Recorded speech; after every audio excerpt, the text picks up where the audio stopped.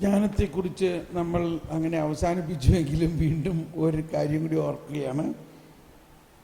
യെശയ്യാ 11-ാം അധ്യായത്തിലാണ് വരാനിരിക്കുന്ന ആ മിശിഹ അല്ലെങ്കിൽ ആ വരാനിരിക്കുന്ന ദൈവരാജ്യത്തിൻ്റെ എങ്ങനെയാണ് ആ ദൈവരാജ്യം പ്രാവർത്തികം ആവുന്നതെന്ന് പറയുന്നുണ്ട്.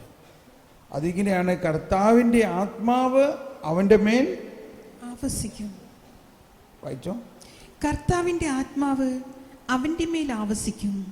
ജ്ഞാനത്തിൻ്റെയും വിവേകത്തിൻ്റെയും ആത്മാവ്, ജ്ഞാനത്തിൻ്റെയും വിവേകത്തിൻ്റെയും ആത്മാവ്, ഉപദേശത്തിൻ്റെയും ശക്തിയുടെയും ആത്മാവ്, അറിവിൻ്റെയും ദൈവഭക്തിയുടെയും ആത്മാവ്. കണ്ടോ?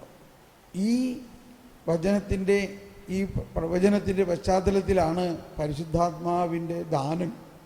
എന്താണ് പരിശുദ്ധാത്മാവിൻ്റെ ദാനങ്ങൾ? ജ്ഞാനം, അറിവ്, വിവേകം, ബുദ്ധി, ദൈവഭയം, ധൈര്യം.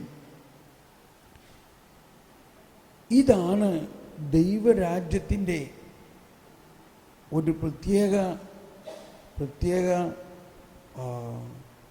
പരിപാലന, അല്ലെങ്കിൽ ദൈവരാജ്യം മുന്നോട്ട് കൊണ്ടുപോകുന്നത് ഇങ്ങനെയാണ്.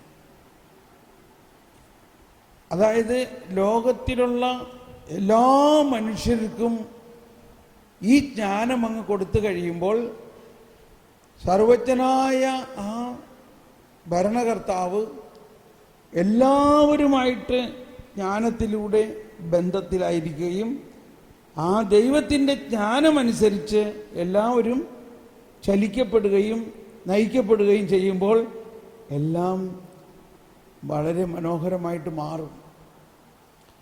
അതിൻ്റെ പൂർണ്ണമായ ഒരു രഹസ്യമാണ് 9-ാമത്തെ വചനത്തിൽ പറയുന്നത്. 11:9 എന്താ പറയുന്നത്? എന്റെ വിശുദ്ധ ഗിരിയിൽ ആരും ദ്രോഹമോ നാശമോ ചെയ്യുകയില്ല. സമുദ്രം പോലെ, എല്ലാവരും ശബ്ദം ഉയർത്തി, സമുദ്രം ജലം കൊണ്ടെന്ന പോലെ ഭൂമി കർത്താവിനെ കുറിച്ചുള്ള ജ്ഞാനം കൊണ്ട് നിറയും. കണ്ടോ? ഈ പ്രവചനം പൂർത്തിയാകുമോ? പൂർത്തിയാകും. അങ്ങനെയുള്ളൊരു പൂർണ്ണ വിശ്വാസത്തോടു കൂടി എല്ലാവരും കരമുയർത്തി ഈ പ്രവചനം ഒന്ന് ഉച്ചത്തിൽ പ്രഘോഷിക്കും. സമുദ്രം ജലം കൊണ്ടെന്ന പോലെ ഭൂമി കർത്താവിനെ കുറിച്ചുള്ള ജ്ഞാനം കൊണ്ട് നിറയും. ഒരിക്കൽ കൂടി: സമുദ്രം ജലം കൊണ്ടെന്ന പോലെ ഭൂമി മുഴുവനും കർത്താവിനെ കുറിച്ചുള്ള ജ്ഞാനം കൊണ്ട് നിറയും. ഹല്ലേലൂയ.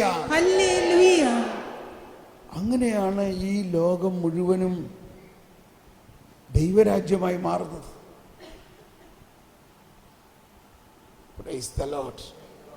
അപ്പോ ജ്ഞാനത്തിൻ്റെ ആ പ്രവർത്തനത്തിൻ്റെ ആവശ്യകത മനസ്സിലായോ ഇല്ലയോ? ദൈവിക ജ്ഞാനമാണ് എല്ലാ മനുഷ്യരിലും സാവധാനം പ്രസരിക്കേണ്ടത്. ഓക്കെ, അപ്പോൾ ഇനി അവിടെ ഇത് അവസാനിപ്പിക്കാം. നമ്മളിനി ഈ കരുണയെക്കുറിച്ചും നീതിയെക്കുറിച്ചും പഠിക്കാൻ പോവുകയാണ്. കരുണയെക്കുറിച്ച് നമ്മൾ കുറച്ച് സൂചന കിട്ടി. കരുണയെക്കുറിച്ച് നമ്മൾ ഈ വർഷം ധാരാളം പഠിച്ചു. പരിശുദ്ധ പിതാവ് എപ്പോഴും പറയുന്ന കരുണയെക്കുറിച്ച് പറയുമ്പോഴെല്ലാം പല പ്രാവശ്യം പരിശുദ്ധ പിതാവിൻ്റെ പ്രബോധനങ്ങളിൽ പ്രത്യേകം എടുത്തു പറയുന്ന ഒരു ഒരു സുവിശേഷ ഭാഗമാണ് ഈശോ മത്തായിയുടെ വീട്ടിൽ വരുന്ന ഭാഗം. അതായത് മത്തായിയുടെ സുവിശേഷം 9-ാം അധ്യായത്തിൽ 9 മുതൽ 13 വരെയുള്ള വചനങ്ങൾ ഒന്ന് വായിക്കാം. മത്തായി 9-ാം അധ്യായം, അല്ലെങ്കിൽ വായിച്ചോ. യേശു അവിടെ നിന്ന് നടന്നു നീങ്ങവേ മത്തായി എന്നൊരാൾ ചുങ്കസ്ഥലത്ത് ഇരിക്കുന്നത് കണ്ടു. യേശു അവനോട് പറഞ്ഞു, എന്നെ അനുഗമിക്കുക. അവൻ എഴുന്നേറ്റ് യേശുവിനെ അനുഗമിച്ചു. യേശു അവന്റെ ഭവനത്തിൽ ഭക്ഷണത്തിനിരുന്നപ്പോൾ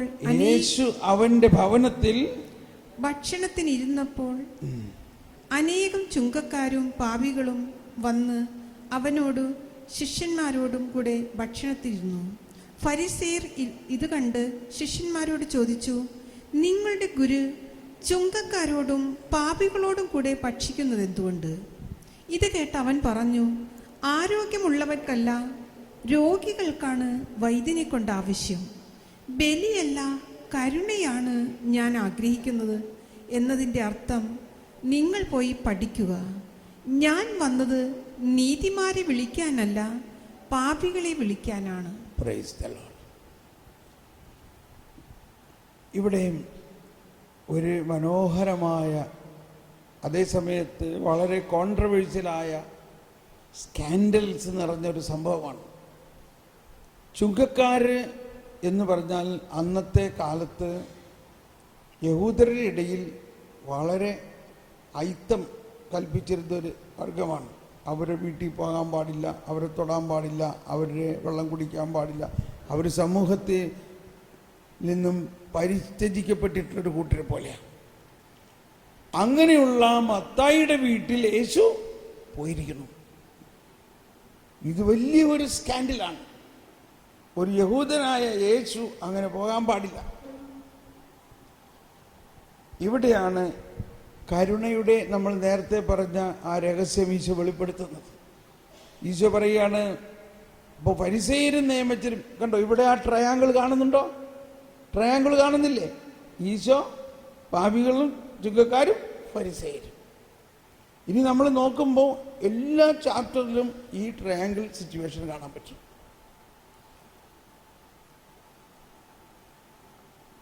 ഫരിസേയരും നിയമജ്ഞരും ഈ മത്തായിയിൽ കാണുന്നത് അവൻ ചെയ്തതായ എല്ലാ തിന്മകളും ആണെങ്കിൽ, യേശു അവൻ്റെ വീട്ടിൽ ചെല്ലുമ്പോൾ, യേശു അവനെ കാണുമ്പോൾ, യേശു മത്തായിയിൽ എന്ത് കണ്ടു? ഒന്ന് ചിന്തിച്ചാരെങ്കിലും ഒന്ന് പറഞ്ഞേ, യേശു മത്തായിയിൽ എന്ത് കണ്ടു? ഇവിടെ നമുക്ക് കൃത്യമായിട്ട് മനസ്സിലാകും, അവൻ കണ്ടിട്ടും കാണുന്നില്ല, അവൻ കേട്ടിട്ടും കേൾക്കുന്നില്ല. യേശു മത്തായിയിൽ എന്ത് കണ്ടു? യേശു മത്തായിയിൽ കണ്ടത്, ഫരിസേയരും നിയമജ്ഞരും മത്തായിയെ ഏറ്റവും മോശമായ ഒരാളായിട്ട്, ചുങ്കക്കാരനും പാപിയുമായിട്ട് കണക്കാക്കുന്നുവെങ്കിൽ, യേശു മത്തായിയിൽ കണ്ടത് ഒരു അപ്പസ്തോലനെയും 4 സുവിശേഷകരിൽ ഒരാളുമാണ്. കണ്ടോ, എന്തോ ഒരു ഉന്നതമായ കാഴ്ചപ്പാടാണ്. യേശു മത്തായിയിൽ കണ്ടത് ഒരു അപ്പസ്തോലനെയാണ്, അതോടൊപ്പം ഒരു സുവിശേഷ കർത്താവിനെയാണ്. എന്നാൽ മറ്റുള്ളവരെല്ലാം മത്തായിയിൽ കാണുന്നത് ചുങ്കക്കാരൻ, പാപി, കൊള്ളില്ല, അവന്റെ വീട്ടിൽ കയറരുത്, അവൻ വെള്ളം കുടിക്കരുത്, പോടാ. ഇതാണ് വ്യത്യാസം. ഇതാണ് ആ ഫരിസേയ സ്വഭാവവും യേശുവിൻ്റെ കരുണയും തമ്മിലുള്ള വ്യത്യാസം. എന്നിട്ട് അവർ യേശുവിൻ്റെ ശിഷ്യന്മാരുടെ അടുത്ത് ഇരുന്ന് ബഹളം ഉണ്ടാക്കാണ്. क्या तुम्हारे गुरु नाकेदार और पापियों के साथ भोजन करते हो? നിന്റെ ഗുരു എന്തുകൊണ്ടാണ് ഈ പാപികളോടും ചുങ്കക്കാരോടൊപ്പം ഇരുന്ന് ഭക്ഷണം കഴിക്കുന്നത്? ഹിന്ദിയിലാണ് ഇത് എൻ്റെ അകത്ത് ആദ്യം രജിസ്റ്റർ ആയത്. क्या तुम्हारे गुरु पापियों और नाकेदारों के साथ भोजन करते हो? ഹിന്ദി അറിയോ? അപ്പോഴാണ് ഈശോ പതുക്കനെ പുറത്തു വന്നിട്ട് പറഞ്ഞു, രോഗിയോं को नहीं, निरोगों को नहीं, रोगियों के लिए वैद्य का जरूरत है. രോഗികൾക്കാണ് വൈദ്യനെ കൊണ്ട് ആവശ്യം. എന്ത് വലിയ കാര്യം! നമ്മുടെ കാഴ്ചപ്പാടിൽ ഉണ്ടാകേണ്ട അതിവിസ്മയനീയമായൊരു കാര്യമാണ്. യേശുക്രിസ്തു വന്നിരിക്കുന്നത്, എന്നിട്ട് വീണ്ടും പറയാണ്, ഞാൻ വന്നിരിക്കുന്നത് നീതിമാന്മാരെ തേടി അല്ല. ഒന്ന് പറഞ്ഞെല്ലാവരും, ഞാൻ വന്നിരിക്കുന്നത് നീതിമാന്മാരെ തേടി അല്ല, മറിച്ച് പാപികളെ തേടിയാണ്. കണ്ടോ, പാപികളെ തേടി. ഈ തേടി എന്ന് പറയുന്നത് നമ്മുടെ ഈ കരുണയുടെ വർഷത്തിലെ വലിയൊരു ചിഹ്നമായിരുന്നു. എന്തായിരുന്നു കരുണയുടെ വർഷത്തിൻ്റെ ലോഗോ? ഇടയൻ, ആടിനെ തേടിപ്പോയ ഇടയൻ കണ്ടുകിട്ടിക്കഴിഞ്ഞ ആടിനെ തോളിലേറ്റുന്ന ഭാഗമാണ്.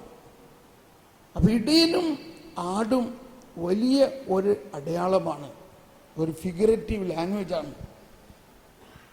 ഇതെല്ലാം ഇസ്രായേലിൻ്റെ കൾച്ചറുമായിട്ട് ബന്ധപ്പെട്ടിട്ടുള്ളതാണ്. ഇസ്രായേലിൽ ജെറുസലേമിൽ ചെന്നാൽ അവിടുത്തെ പ്രധാന കൃഷി ഒന്ന് ആട് കൃഷി, അതായത് ആടിനെ വളർത്തൽ.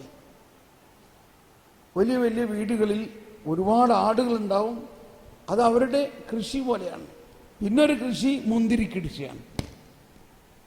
അപ്പൊ ഇത് രണ്ടും ഈശോയുടെ ഈ ഉപമകളിലെല്ലാം പരാമർശിക്കപ്പെടുന്നത് അത് അവർക്ക് എളുപ്പം മനസ്സിലാവുന്നതാണ്. മുന്തിരിച്ചെടി, അതുപോലെ തന്നെ വീഞ്ഞ്, തോൽക്കുടം, ഇതൊക്കെ ആ കൾച്ചറാണ്.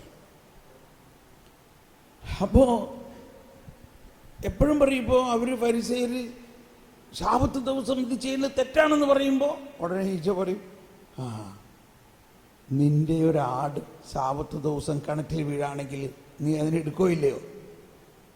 കേട്ടോ, പിന്നെ അവർക്ക് ഉത്തരവില്ല.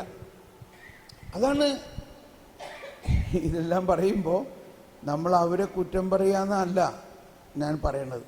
നമ്മളെ ഈ അവസ്ഥ തന്നെയാണ്, നമ്മളുടെ ഈ അവസ്ഥ തന്നെയാണ്.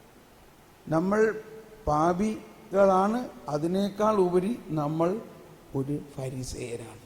നമ്മൾ മറ്റുള്ളവരുടെ കാര്യത്തിൽ ഇതൊക്കെ പറയും, ഈ പറഞ്ഞ മാതിരി നമ്മൾ മറ്റുള്ളവരെ കുറ്റപ്പെടുത്തും, ഇത് ചെയ്യാൻ പാടില്ല, ഇത് ചെയ്യാൻ പാടില്ല. പക്ഷെ അവനവൻ്റെ കാര്യത്തിൽ അവനവൻ്റെ വീട്ടിൽ ഇതൊക്കെ നമ്മൾ ചെയ്യുകയും ചെയ്യും. എന്ന പോലെ ശാബത്ത് ദിവസം അത് ചെയ്യാൻ പാടില്ല. അപ്പോൾ പറയാണ്, നിന്റെ ശാബത്ത് ദിവസം നിന്റെ വീട്ടിൽ നിന്റെ ആട് കിണറ്റിൽ വീണാ നീ എടുക്കൂലേ? എടുക്കും.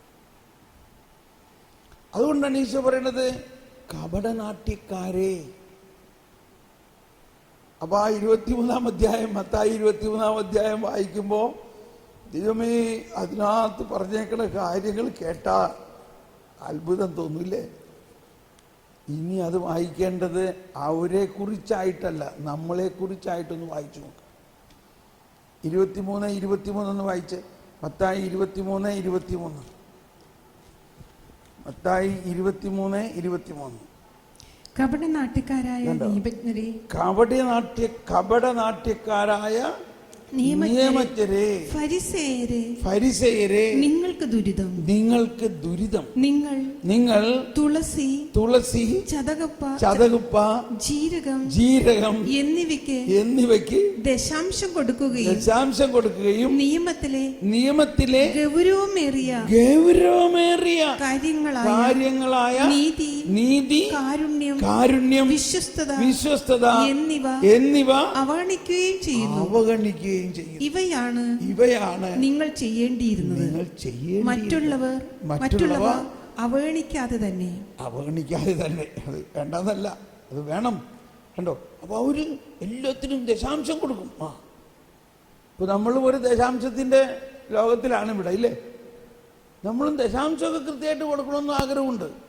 പക്ഷേ ദശാംശം കൊടുത്തോ, പക്ഷെ അതല്ല ഗൗരവമായ, നിയമത്തിലെ ഗൗരവമായ കാര്യം എന്താ? കരുണ, നീതി. ഇതാണ്.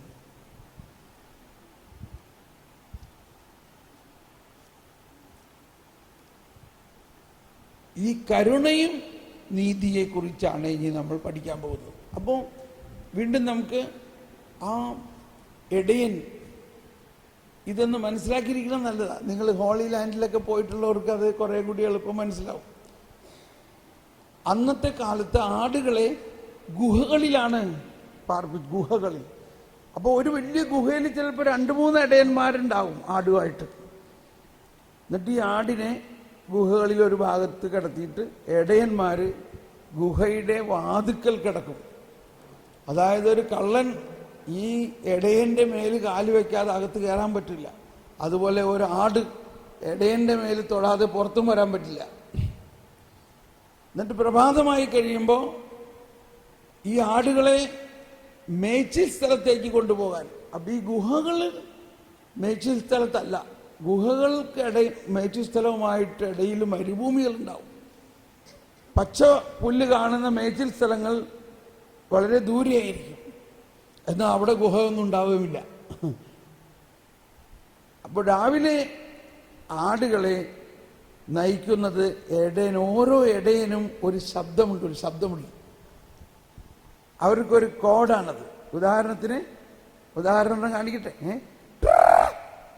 ഇതൊരു ഇടയന്റെ ശബ്ദമാണ്. അപ്പൊ അവൻ എവിടെയെങ്കിലും കാണിച്ചു കഴിഞ്ഞാൽ അവരുടെ ആടുകൾക്കെല്ലാം അറിയാം ഇത് എൻ്റെ ഇടയന്റെ ഒച്ചയാണ്.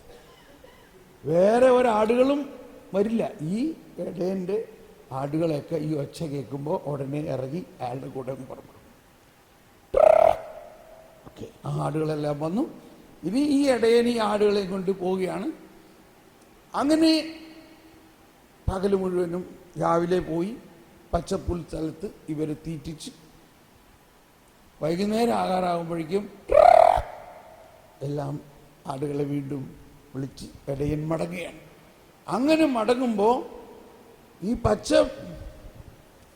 പുൽ മൈതാനങ്ങൾ കഴിഞ്ഞ് അപ്പം ആ കുറ്റിച്ചെടികളൊക്കെ അവിടെ ഉണ്ടാവും. മരുഭൂമിയിലേക്ക് വരാറാകുമ്പോഴേക്കും ഇടയൻ എണ്ണി നോക്കും ആടുകളെ. 10, 20, 30, 40, 50, 90, 92, 93, 94, 95, 96, 98. അയ്യോ, 99 ഒരാടിനെ കാണാൻ.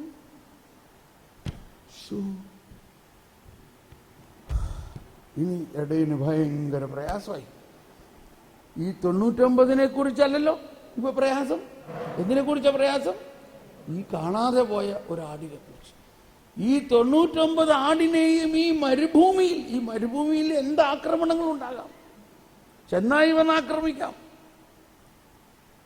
എന്നാൽ ആ മരുഭൂമിയിൽ ഈ ആടിനെല്ലാം വിട്ടിട്ട് ഉടനെ ഈ ഇടയൻ ഇനിയുള്ള മനസ്സിലാക്കണം, ഈ ആട് ഒരെണ്ണം വഴിതെറ്റിപ്പോയാൽ അത് തിരിച്ചു വരില്ല. തിരിച്ചു വരാൻ അതിന് വഴി അറിയില്ല. തിരിച്ചു വരാനുള്ള വഴി അതിനറിയില്ല. മാത്രമല്ല അത് വഴിതെറ്റിപ്പോയി എന്തെങ്കിലും വള്ളികളുടെ ഇടയിൽ കുടുങ്ങിക്കിടക്കുകയോ കുഴിയിൽ വീഴുകയോ എല്ലാം ചെയ്ത് അങ്ങനെ കിടക്കായിരിക്കും. ഇതെല്ലാം ഒരു ആത്മാവിൻ്റെ കഥയാണത്. ഇനി ഈ ഇടയൻ അവിടെ പാഞ്ഞ് നടക്കുകയാണ് ഇതിനെ അന്വേഷിച്ചുകൊണ്ട്. എന്ത് പറഞ്ഞിട്ട് അന്വേഷിക്കണേ?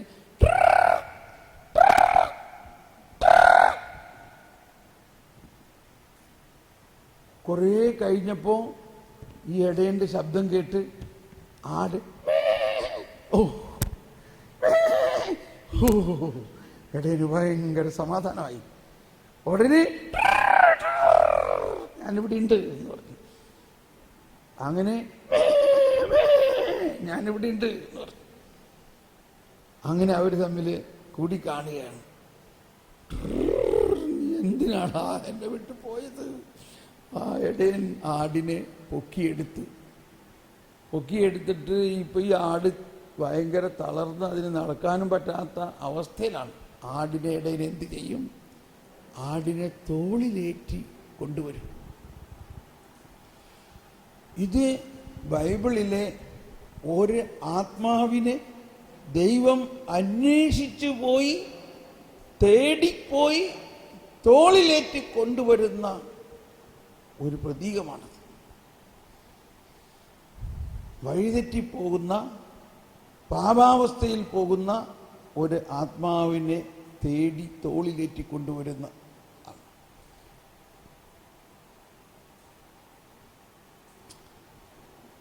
എന്നാൽ അതേ സമയത്ത് ഒരു പാപിയായ വ്യക്തിയെ ഒരു ഫരിസേയൻ കണ്ടാൽ കണ്ടോ, അവൻ നിയമം ലംഘിച്ചു, അവനെ പിടിക്കും.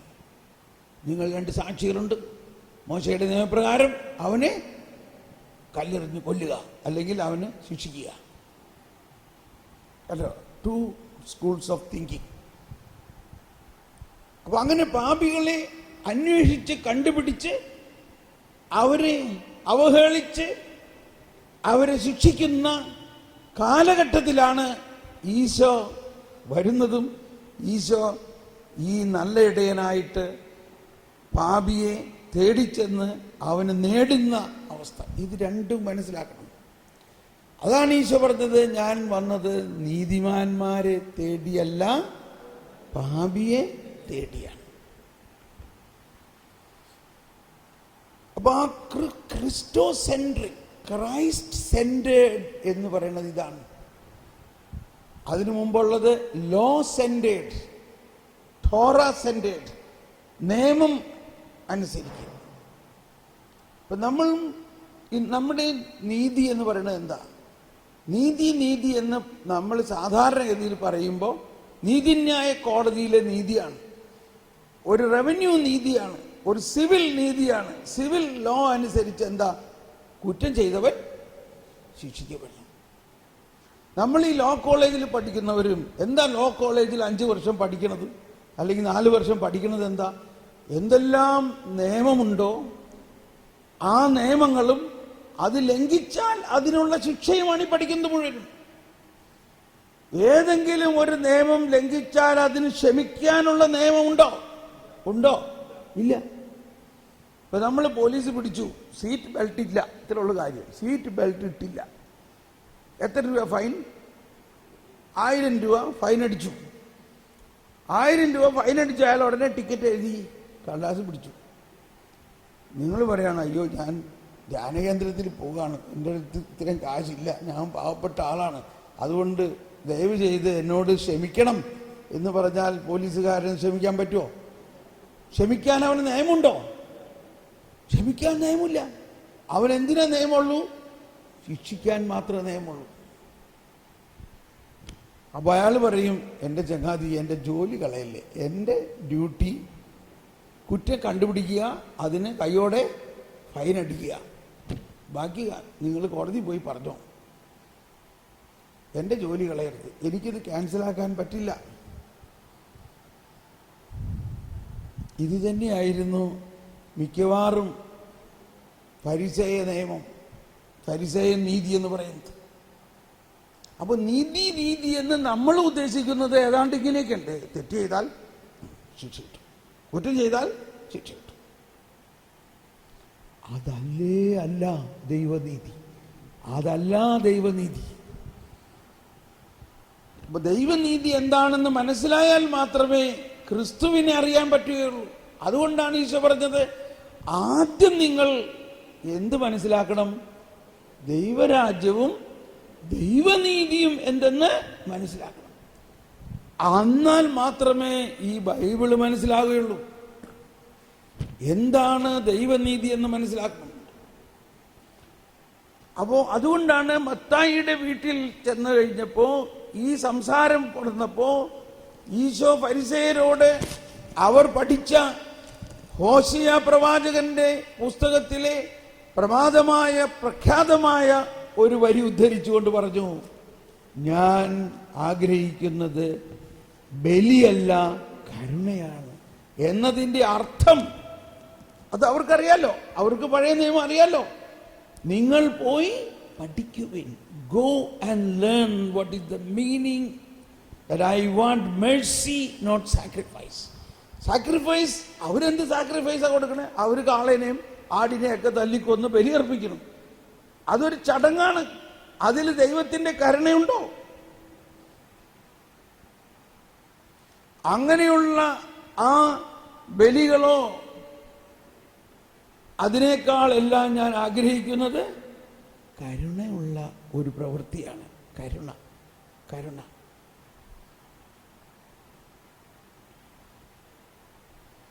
ഇവിടെയാണ് സുവിശേഷത്തിൻ്റെ മർമ്മം. സുവിശേഷം എന്ന് പറയുന്നത് ബൈബിൾ മുഴുവനും സുവിശേഷമല്ല എന്ന് ഞാൻ പറഞ്ഞില്ലേ? അത് മനസ്സിലാക്കണം. എന്താണ് സുവിശേഷം?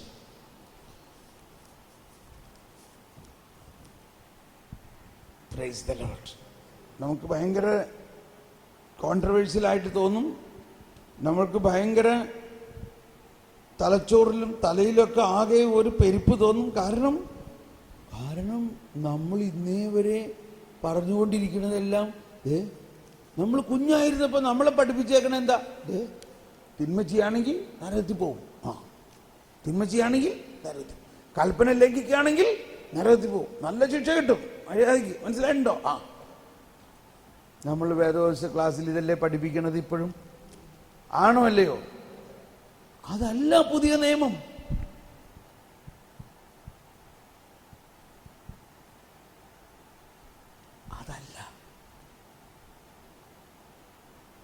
തിന്മ ചെയ്യുന്നവൻ നരകത്തിൽ പോവുകയാണെങ്കിൽ പിന്നെ ഈ കർത്താവ് ഈശോ മിശിഹാ എന്തിനാ വന്നത് പറയും. ഒരിക്കൽ കഴിഞ്ഞ വർഷം ഓരോ കൺവെൻഷനിലും ഇങ്ങനെയൊക്കെയാണ്. ഒരു സഹോദരി വന്ന് പറയും, തിന്മ ചെയ്യുന്നവർ സ്വർഗത്തിൽ പോകുന്നോ? അയ്യോ, തിന്മ ചെയ്യുന്നവൻ എങ്ങനെ സ്വർഗത്തിൽ പോണേ? തിന്മ ചെയ്യുന്നവൻ നരകത്തിലല്ലേ പോകേണ്ടത്? ഇതെന്തായി കേൾക്കണേ? ഇത് തെറ്റാണ് ഈ ബ്രദർ പറയണേ. പക്ഷേ സാവധാനം കേട്ടപ്പോഴല്ലേ മനസ്സിലായത്, തിന്മ ചെയ്യുന്നവന് വേണ്ടിയാണ് കർത്താവ് ഈശോ മിശിഹാ വന്നത്. തിന്മ ചെയ്യുന്നവനെ അവന്റെ തിന്മ ഏറ്റെടുത്ത് അതിന് പരിഹാരം ചെയ്ത് അവനെ സ്വർഗത്തിൽ കൊണ്ടുപോകാൻ വേണ്ടിയാണ് കർത്താവ് ഈശോ മിശിഹാ വന്നത്. നന്മ ചെയ്യുന്നവന് വേണ്ടിയാണോ വന്നേ? അതാ ഞാൻ വന്നിരിക്കുന്നത് നീതിമാന്മാരെ തേടി അല്ല, മറിച്ച് പാപികളെ തേടിയാണ്.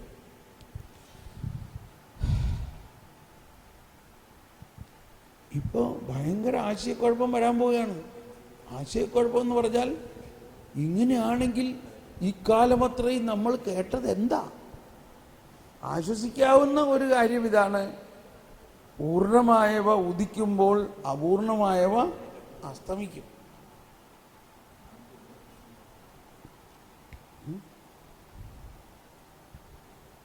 സമയമായോ?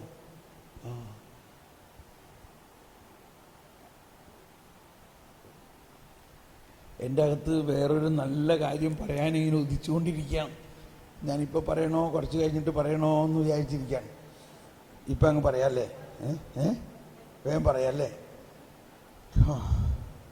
ഒന്ന് സ്തുതിച്ചേക്കാരം ഉയർത്തി ഒന്ന് സ്തുതിച്ച് ഈശോയെ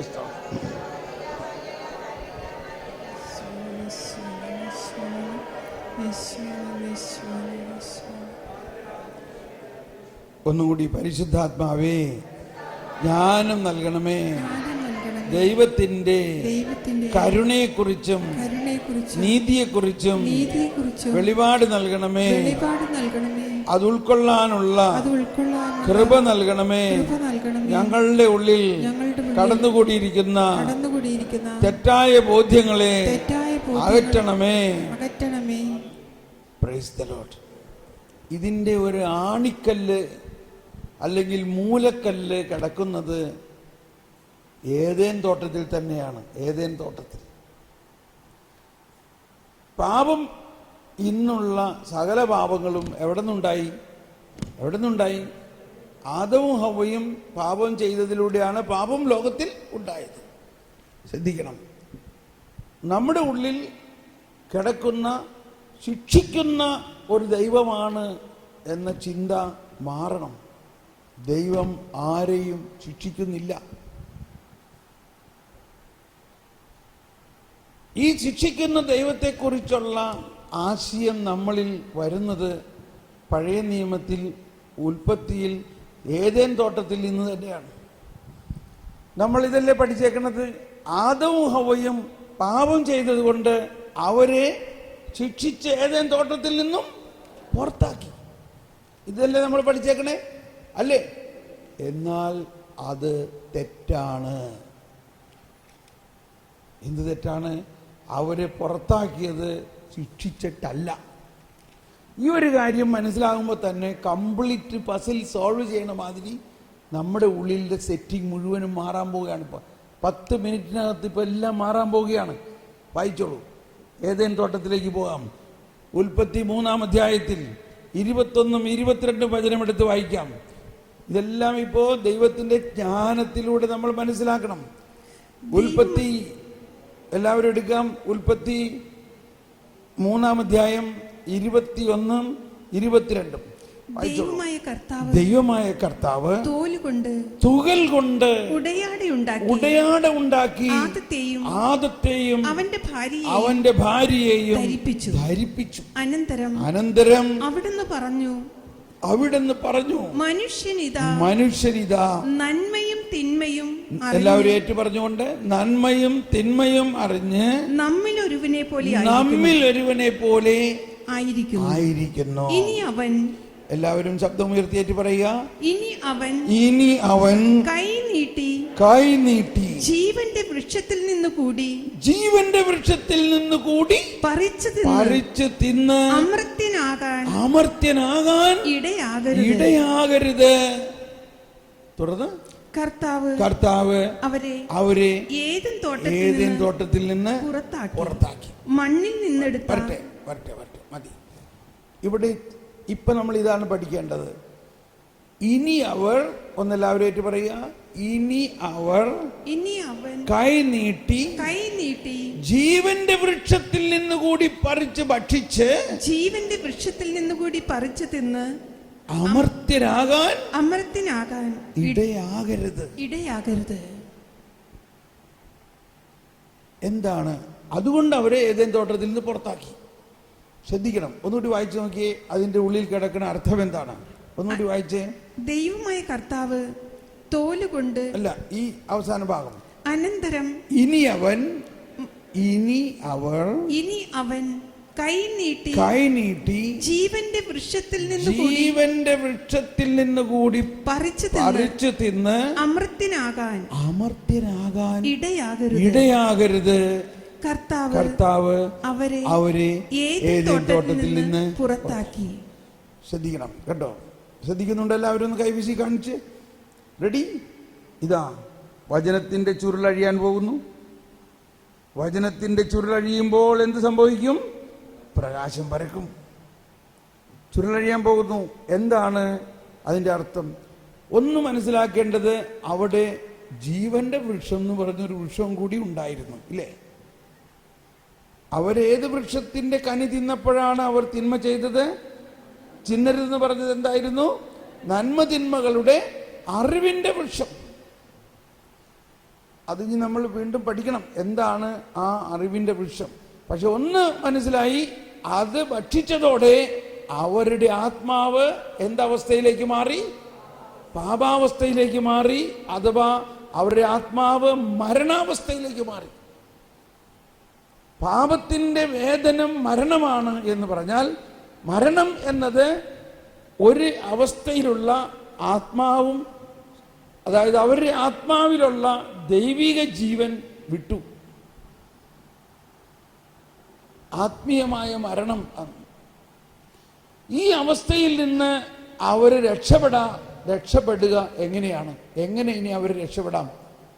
എങ്ങനെയാണ് അവർക്ക് രക്ഷ ഉണ്ടാവുക? പറയൂ. എങ്ങനെയാണ് അവർ ഈ അവസ്ഥയിൽ നിന്ന് രക്ഷിക്കപ്പെടുക?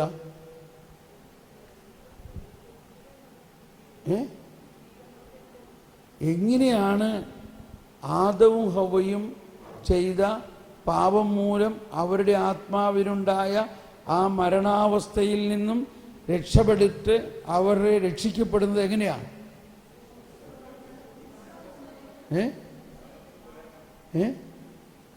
കർത്താവ് യേശുവിലൂടെ. കണ്ടോ? മനസ്സിലായ നിങ്ങളുടെ ജ്ഞാനം? എങ്ങനെയാണ്, ആരിലൂടെയാണ് രക്ഷിക്കപ്പെടുക? ആദത്തിനും സന്തതികൾക്കും പറുദീസായിൽ പുനരധിവാസം നൽകുന്നതിനായി സ്വർഗം തന്നെ ഭൂവിലിറങ്ങി മഹിതാത്ഭുതമേ. ഭൂലോകഭാവം നീക്കുന്ന ദൈവത്തിന്റെ ചെമ്പരിയാട്ടിന് കുട്ടിയായി ഈശോ തമ്പുരാനെ. കണ്ടോ? എന്താണ് ഭൂലോകഭാവം? ദൈവത്തിന്റെ ചെമ്പരിയാട്ടിൻ കുട്ടിയായി ഈശോ തമ്പുരാൻ ആരുടെ പാപമാണ് ഏറ്റെടുത്തത്? കുരിശിനാൽ അവൻ ലോകത്തെ വീണ്ടെടുത്തു. രണ്ടാം തലം ഇങ്ങനെ പറഞ്ഞു പോകാറില്ലേ? എന്താ വീണ്ടെടുത്തെ? അപ്പോൾ ആദവും ഹവ്വയും ചെയ്ത പാപം മൂലം അവരുടെ ആത്മാവും അതിലൂടെ നടന്ന ലോകം മുഴുവന്റെയും പാപം ആരേറ്റെടുക്കുമ്പോഴാണ് രക്ഷ വരുന്നത്? യേശുക്രിസ്തു ഏറ്റെടുത്ത്, യേശുക്രിസ്തു പരിഹാരം ചെയ്ത്, യേശുക്രിസ്തു അതിനെ പകരം തൻ്റെ ജീവൻ കൊടുക്കുമ്പോൾ മാത്രമേ പാപാവസ്ഥയിൽ നിന്നും മരണാവസ്ഥയിൽ നിന്നും ജീവാവസ്ഥയിലേക്ക് ആദവും ഹവ്വയും അതുപോലെ മനുഷ്യവംശം മുഴുവനും വരികയുള്ളൂ. അതാണ് നമ്മെ ജീവിപ്പിക്കുന്ന കർത്താവ് ഈശോ മിശിഹായുടെ പ്രസാദവരം അവിടുത്തെ കാരുണ്യത്താൽ നാം എല്ലാവരിലും സമ്പൂർണമാകട്ടെ. നമ്മെ ജീവിപ്പിക്കുന്ന, എന്തിനാണ് നമ്മൾ ജീവിപ്പിക്കേണ്ടത്? എന്തുകൊണ്ടാണ് നമ്മൾ ജീവിപ്പിക്കേണ്ടത്? നമ്മൾ പാപം മൂലമുള്ള മരണാവസ്ഥയിലായിരിക്കുന്നത് കൊണ്ട്.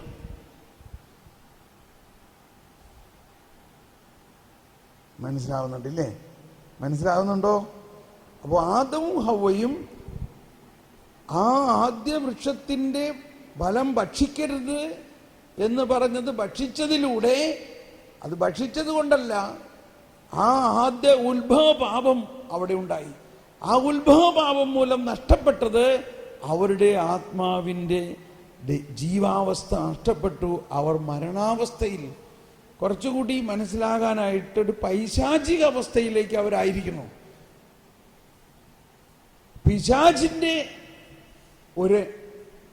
പിശാചിന്റെ ഒരു പാർട്ടിയായിട്ട് ആള് മാറിയിരിക്കണം. ഈ അവസ്ഥയിൽ ശ്രദ്ധിക്കണം, ഇനി അവർ കൈനീട്ടി ജീവന്റെ വൃക്ഷത്തിൽ നിന്ന് കൂടി പറിച്ചു ഭക്ഷിച്ചാൽ അമർത്യരാകും. അപ്പൊ ജീവന്റെ വൃക്ഷത്തിൽ, ശ്രദ്ധിക്കണേ, ഒന്ന് കൈവീശി കാണിച്ചേ, റെഡി, ഇതാ ശ്രദ്ധിച്ചോ. ഇപ്പോ അവർ മരണാവസ്ഥയിലാണ്, പാപാവസ്ഥയിലാണ്, പൈശാചിക അവസ്ഥയിലാണ്. ആ അവസ്ഥയിൽ അയോഗ്യതയോടെ, ഈ അയോഗ്യമായ അവസ്ഥയിൽ അവർ ജീവന്റെ വൃക്ഷത്തിൽ നിന്നെങ്ങാനും പറിച്ചു ഭക്ഷിച്ചാൽ ആ അവസ്ഥയിൽ അവർ അമർത്യരാകും. ആ അവസ്ഥയിൽ അമർത്യരായാൽ അവരാരായി മാറും? അവർ പിശാചായി മാറും. പിന്നെ അവരെ രക്ഷിക്കാൻ പറ്റുമോ? പിന്നെ അവരെ രക്ഷിക്കാൻ പറ്റില്ല. ഇപ്പൊ ഒരു കുടം, കൊശവൻ ഒരു കുടമുണ്ടാക്കി. ആ കുടമുണ്ടാക്കിയാൽ ആ കുടം ചൂളയിലിട്ട് ചുട്ട് കഴിഞ്ഞാലല്ലേ അത് കുടമാവുള്ളൂ. ഈ ചൂളയിലിടുന്നതിന് മുമ്പ് അതും ഒരു ചെറിയ മരത്തിന്റെ ചിള്ള് കയറിയിരുന്നു, മരത്തിന്റെ ഒരു കഷ്ണം കയറിയിരുന്നു. അതറിയാതെ അവൻ ചൂളയിലിട്ടു. ചൂളയിലിട്ട് കഴിഞ്ഞ് കഴിയുമ്പോൾ എന്ത് സംഭവിക്കുന്നു? ഇപ്പോ മരത്തിന്റെ കഷ്ണം കത്തിപ്പോവും, കലം അമർത്യമാവും. കലം എന്താവും? കലം അമർത്യമാവും. എങ്ങനെ അമർത്യമാവും? ഈ തുളയോടെ അമർത്യമാവും. പിന്നെ ആ കലത്തിന് ഉപയോഗിക്കാൻ പറ്റുമോ? എന്ന പോലെ ഒരാത്മാവ് ഏതവസ്ഥയിൽ അമർത്യമാകുന്നുവോ ആ അവസ്ഥയിൽ നിന്ന് മാറ്റാൻ പറ്റില്ല. അപ്പോ ഈ ആദവും ഹവ്വയെയും ദൈവപിതാവ് എന്ത് പറഞ്ഞു കാണും? മക്കളെ, നിങ്ങൾ ഇനി ഇവിടെ നിന്നാൽ കൂടുതൽ അപകടമാണ്. നിങ്ങൾ ഒരു തെറ്റ് ചെയ്തു, ഇനി നിങ്ങൾ ആ തെറ്റ് ചെയ്ത അവസ്ഥയിൽ ഈ ജീവന്റെ വൃക്ഷത്തിൽ നിന്നെങ്ങാനും കൂടി പറിച്ച് ഭക്ഷിച്ചാൽ നിങ്ങൾ ആ അവസ്ഥയിൽ അമർത്യരാകും. പിന്നെ നിങ്ങളെ രക്ഷിക്കാൻ എനിക്ക് പറ്റില്ല. അതുകൊണ്ട് നിങ്ങൾ ഇവിടെ നിൽക്കട്ടെ, ഇപ്പോ നിങ്ങൾ പോയിക്കോളൂ ഇവിടുന്ന്. ഞാൻ ഇതാ ജീവന്റെ വൃക്ഷത്തിന്റെ അടുത്തേക്ക് ആരും വരാതിരിക്കാൻ, നിങ്ങളോ നിങ്ങളുടെ സന്താനങ്ങളോ ആരും അവിടേക്ക് വരുപോലും ചെയ്യരുത്. ഞാൻ അവർക്ക് അവിടെ കെരൂബുകളെ കൊണ്ട് കാവൽ നിർത്താൻ പോവുകയാണ്. മാത്രമല്ല, നിങ്ങളെ രക്ഷിക്കാൻ വേണ്ടി, അഥവാ നിങ്ങൾ നശിച്ചു പോകാതിരിക്കാൻ വേണ്ടി, നിങ്ങൾ ഈ ജീവന്റെ വൃക്ഷത്തിൽ നിന്ന് പറിച്ച് ഭക്ഷിച്ച് അമർത്യരാകാതിരിക്കാൻ വേണ്ടി ഞാൻ ഏതേൻ തോട്ടം അടയ്ക്കാൻ പോവുകയാണ്. അതുകൊണ്ട് മക്കൾ പോയിക്കോട്ടെ. മക്കളെ, നിങ്ങൾ ധൈര്യമായിട്ട് പോയിക്കോളൂ. ഞാൻ എൻ്റെ പുത്രനെ അയച്ച് നിങ്ങളുടെ ഈ തിന്മയിൽ നിന്ന് നിങ്ങളെ രക്ഷിക്കുന്നതിനുള്ള പരിഹാരം ചെയ്യും. ഞാൻ അതിനുള്ള പദ്ധതി ഞാൻ ഉണ്ടാക്കിയിട്ടുണ്ട്.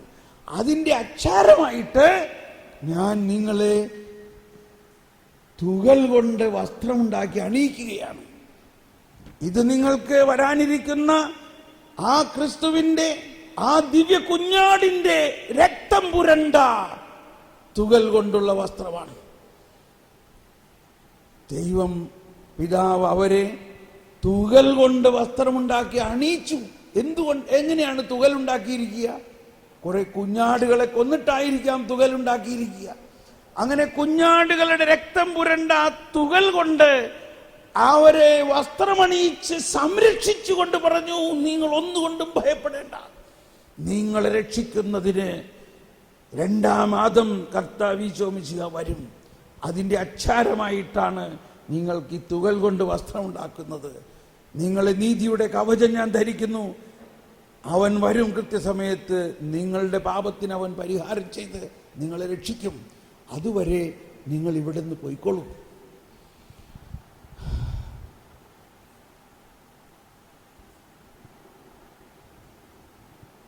ഇനി ഈ എപ്പിസോഡ് കഴിഞ്ഞില്ല. വർഷങ്ങൾക്ക് ശേഷം ഇവർ മരിച്ചു.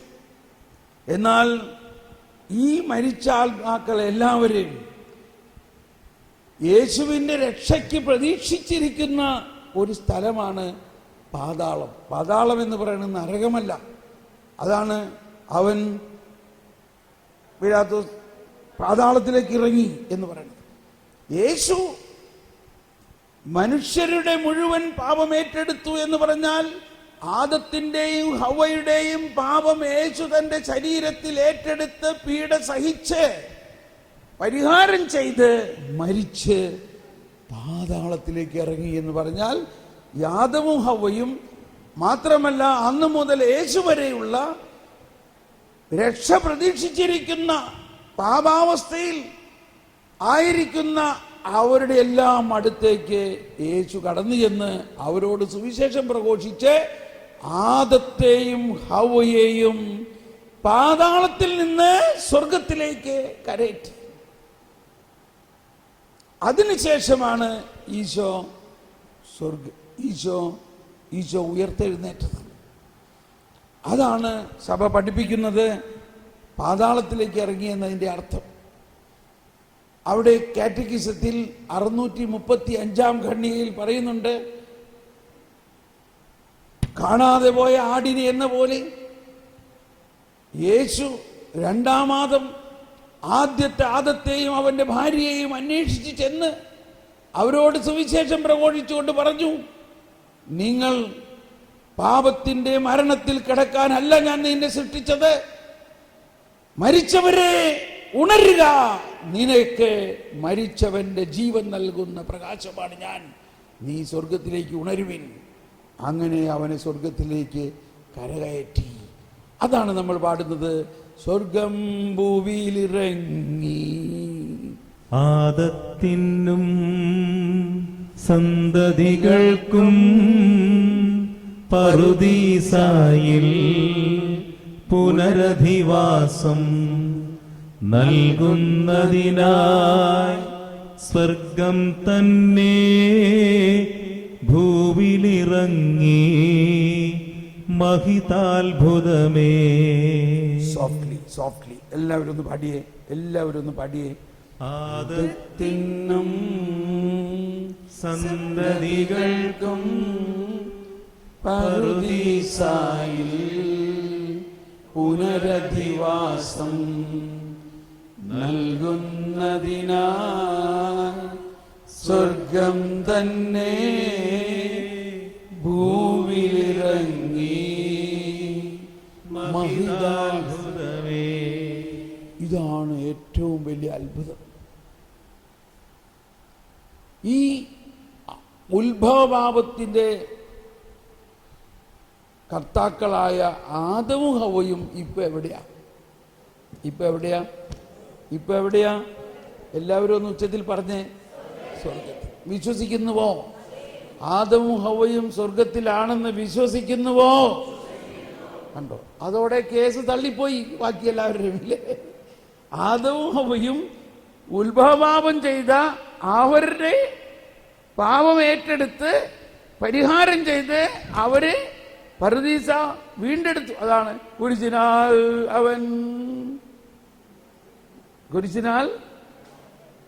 കുരിശിന്റെ വഴിയിൽ നമ്മൾ പാടുന്നത് എന്താ? കുരിശിനാൽ അവൻ ലോകത്തെ വീണ്ടെടുത്തു എന്ന് പറഞ്ഞാൽ ഓക്കെ. അപ്പോൾ ഇവിടെ ആദവും ഹവ്വയെയും ഇപ്പോ പുറത്താക്കിയത് ശിക്ഷിച്ചാനാണോ? അല്ല. ഇത്രയും മനസ്സിലായി കഴിഞ്ഞാൽ ഇനി ഈ ബൈബിളിന്റെ മുഴുവനും അർത്ഥം വേറെ മനസ്സിലാവും. ശിക്ഷിക്കുന്ന ദൈവമല്ല. ദൈവത്തിൻ്റെ നീതി ഇതാണ് ദൈവത്തിൻ്റെ നീതി. തിന്മ ചെയ്തവനെ ദൈവത്തിൻ്റെ മകനാണവൻ. അതുകൊണ്ടാണ്. അത് ഇനി നമുക്ക് വിശദമായിട്ട് ഭക്ഷണം കഴിഞ്ഞ് വന്നിട്ട് പഠിക്കാം കേട്ടോ. നമുക്ക് ഒരു നിമിഷം കണ്ണടച്ച് കർത്താവിന് നന്ദി പറയാം. അതോടൊപ്പം ഇത് മുഴുവനും മനസ്സിലാകാൻ കുറച്ചുകൂടി സമയമെടുക്കും, സംശയങ്ങളുണ്ടാകും. തൽക്കാലം സംശയങ്ങളെല്ലാം ആരും തർക്കിക്കാതെ, പരിശുദ്ധാത്മാവേ എനിക്കറിയില്ല, എന്നിൽ അജ്ഞതയുണ്ട്, പരിശുദ്ധാത്മാവേ ഇതിൻ്റെ സത്യം എന്താണെന്ന് അങ്ങ് തന്നെ വെളിപ്പെടുത്തി തരണമേ. ഈശോ പറഞ്ഞു, അവൻ വന്ന് നിങ്ങളെ പാപത്തെക്കുറിച്ചും നീതിയെക്കുറിച്ചും ന്യായവിധിയെക്കുറിച്ചും ബോധ്യപ്പെടുത്തും. പാപത്തെക്കുറിച്ചെന്ന് പറയുന്നത് കാറ്റഗിസത്തിൽ പറയുന്നത് നമ്മുടെ ഓരോരുത്തരുടെ പാപത്തെക്കുറിച്ച് മാത്രമല്ല, പാപം എങ്ങനെ ഉണ്ടായി എന്നത് വരും. ഉത്ഭവഭാവത്തെക്കുറിച്ചും പരിശുദ്ധാത്മാവാണ് നമ്മളെ പഠിപ്പിക്കുന്നത്.